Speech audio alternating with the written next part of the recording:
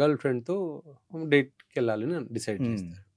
So ఇప్పుడు friends అమ్మాయి నేను అంటే ఒక 10 మంది ఫ్రెండ్స్ కూర్చున్నప్పుడు జనరల్గా బోస్టింగ్, నేను అట్లా గ్రేట్, నేను అలా చేశాను ఇలా చేశాను అంటే ఈ ఫ్రెండ్స్ చెప్పుకోవడంలో నేను ఒక రోజంతా 10 టైమ్స్ కలిశాను, నా గర్ల్ ఫ్రెండ్తో బయటికి వెళ్ళాను, 5 టైమ్స్ కలిశాను, గంట సేపు కలిశాను, అలా చెప్తూ ఉంటారు కదా.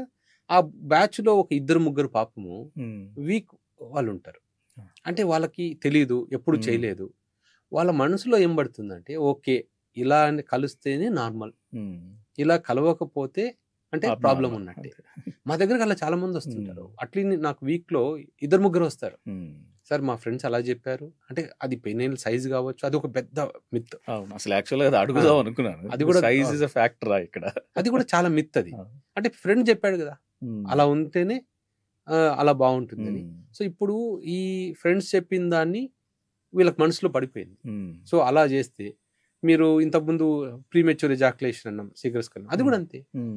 నేను ఫ్రెండ్ 1 అవర్ చేస్తున్నాడు సార్, నేను 5 మినిట్సే చేస్తున్నాను. 5 మినిట్స్ నార్మల్ బాబు, నీకు 5 మినిట్స్ చేయడం అంటే చాలా అంటే.